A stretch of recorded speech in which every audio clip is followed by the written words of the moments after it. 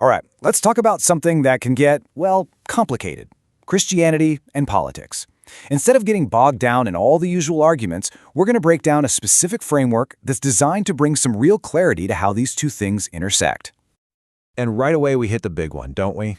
This is the question that can start a fight at the dinner table or even shape the direction of an entire country. And, depending on who you ask, you're going to get a passionate yes, a hard no, or a very, very complicated it depends.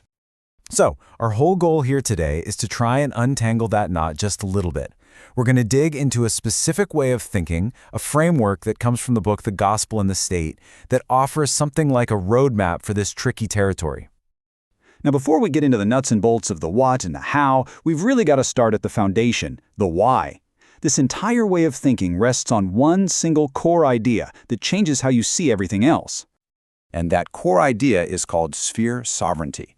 Now, that might sound a bit academic, but the concept is actually pretty simple. Think of it like this. God has set up different zones or spheres of authority. You've got the family, which has its own responsibilities. You've got the church with its own unique mission. And you've got the state or the government with its specific job to do. They're all distinct. So here's the crucial part of that idea. According to this framework, no single human group holds all the power. The authority for a government to govern, for a church to minister, for a family to raise kids, it's all seen as being delegated from a higher source. It's like everyone has their own lane to stay in, with their own set of responsibilities. Okay, so that brings us to the two big spheres we're talking about today, the state and the church. If they're supposed to be in different lanes, what exactly are their jobs? And here you can see that division of labor pretty clearly laid out. The state's role is all about the external stuff, maintaining public justice, managing civic life, punishing crime. The church's role, well, that's all internal. It's spiritual. It's about sharing a message, nurturing people's faith, and showing the world what grace looks like. One is focused on civil order, the other on spiritual change. This whole idea is summed up in this really powerful analogy. The state wields the sword, the church wields the word. The sword here means the state's power to enforce justice and keep the peace. The word is the church's tool for changing hearts and minds.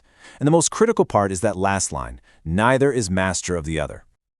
Okay, so we have these two massive spheres. But what about, us, the individual person? Where do we fit into this? How does a person of faith act as a citizen? Let's get into it. This framework actually lays out 4 key jobs for the citizen. It starts pretty simply. Honor the government, obey fair laws. But then it moves outward, and this is so important. It calls on people to actively work for the common good of everybody in society, not just their own group. And finally, there's a call to bear prophetic witness, to speak truth to power when it comes to issues of justice. And of course, that leads to a really tough question, doesn't it?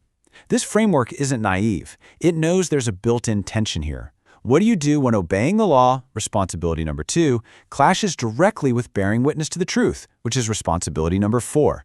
That's where this stops being a simple diagram and becomes a really complex guide for moral choices. So let's tie all these threads together.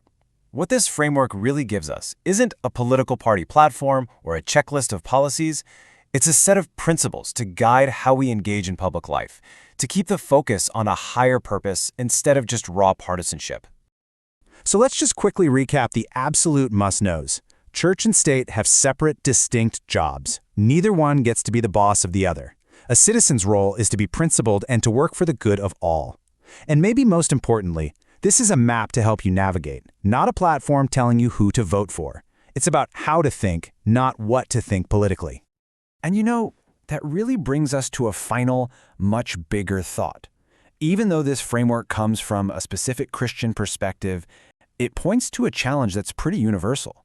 How can any of us, no matter what we believe, contribute to the common good, while also respecting that different parts of our society, our governments, our communities, our families, all have their own vital roles to play? That's a question worth chewing on.